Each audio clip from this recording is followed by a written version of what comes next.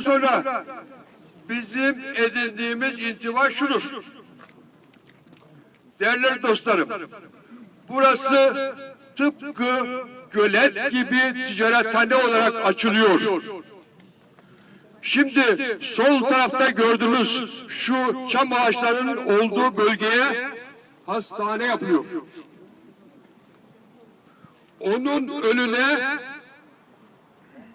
geniş bir meydan yapılıyor. Meydanın etrafında şurada kaykayların olduğu bölgeye otopark yapılıyor. Otoparkın yanına da buraya lokanta yapılıyor. Bu ne demektir? Burayı ticarete açmaktır. Burayı halka kapatmaktır. Burayı milletin elinden almaktır. İşte biz bunu göresiniz diye, gördüklerinizi diğer dostlarımıza, buraya gelmeyenlere anlatasınız diye bu toplantıyı düzenledik. Şimdi bu gördüğünüzü, bu çekmiş olduğumuz resmi aslında Bahçeşehir'in bütününe monte ediniz. Gölet bölgesini düşününüz, benzin istasyonunu düşününüz, locayı düşününüz, Pazartürk'ü düşününüz. Yani bu olay tekil bir olay değildir. Bu olayın devamı vardır, geçmişi vardır. Bahçeşehirli, şelaleli dostlarım bu parkın eski haline gelmesini ve yeniden insanların hizmetine açılmasını istemektedir.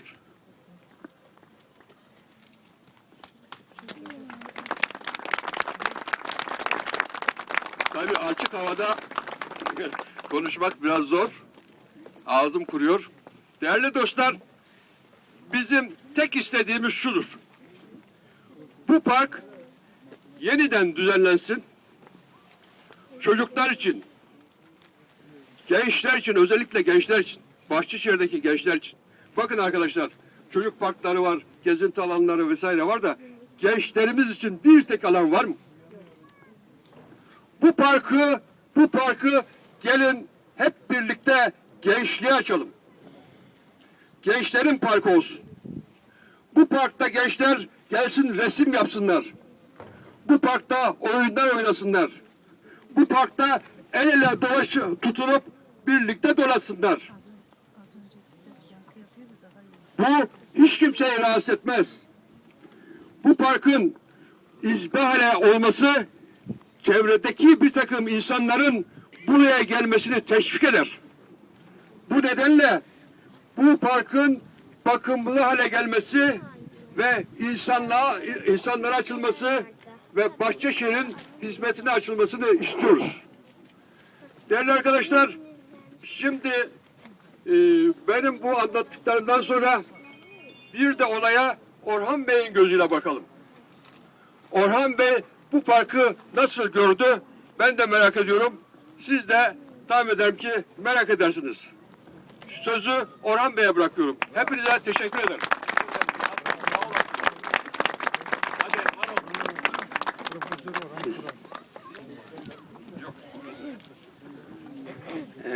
Memleket isterim, gök mavi, dal yeşil, tarla sarı olsun.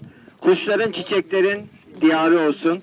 Yaşamak, sevmek gibi gönülden olsun. Olursa bir şikayet ölümden olsun. Cahit Sıtkı Tarancı. Efendim, Abraham Lincoln'ın bir sözü var. İçimdeki mutsuzluğu tüm dünya insanlarıyla paylaştırsam herkes mutsuz olurdu demiş. Biliyorsunuz Abraham Lincoln ırkçılığı sona erdi diye bir tiyatroda öldürülmüştür. Buraya gelince aynı bu sözü hatırladım ve çok üzüldüm. Sayın Nurettin Bey Perşembe günü okula geldi. Beyoğlu Belediye Başkan Yardımcısı bana izahat verdi. Kapı Merkezi, Başakşehir özür dilerim. Kapı Merkezi açı. Ben şu anda üniversitede bölüm başkanıyım. Kendisini dinledim ama buradaki tablo bana anlattıklarından çok farklı. İşte burayı ıssız, tamamen terk edilmiş bir yer olarak anlattı. Ama hiç de öyle değil. Çok üzüldüm. İyi ki gelmişim ve aranızda olmuşum. Bravo. Yalnız bir de şikayetim var. Burada bu kadar bina var. Başakşehir oldukça entel bir yer. Niye gelmiyorlar anlamıyorum. Şu sözler var. Maalesef bu sözler buranın halkı için de geçerli. Gelenlere teşekkür ediyorum. Hadi ben söyleyeyim, siz tamamlayın. Suya sabuna böyle gelmiş. Her koyun Kendi bacağına. bana dokunmayan yılan. Üzümünü ye. Köprüyü geçene kadar. Devlet malı deniz. Böyle salakça sözler var ama şu anda geçerli efendim. Gelmiyorlar. Ben çok eylemlere gittim, dayaklar yedim. Maalesef katılım, maalesef halkımız herhalde hükümdarlıktan gelen bir korkuyla, hepimizi sultanlar, padişahlar yönetmiş ya, demokratik haklarını kullanmıyorlar. Demokrasi sorumluluktur efendim. Halk toplanmadığı takdirde bunun gücümüz aynı. Eminim bizi takip ediyorlar şimdi, yazıyorlar kaç kişinin geldiğini. Raporlar gidiyor. Ben çok katıldığım için biliyorum. Daha güçlü olmamız gerekirdi değil mi? Gelenlere teşekkür ediyorum, gelmeyenlere de kınıyorum. Gelmeyenlere hepsini kınıyorum. 5 dakikalar ayrılmıyorlar. Şu anda 90-60-90, Türkçesi 90. 5 para etmez Seda Sayan'ı seyrediyorlar.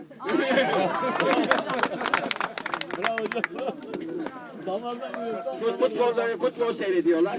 Bir millet futbolla uyutulur ancak, profesyonel futbolla. Bir de dizilerle. Şovlar var. Nereden nereye gidiyor?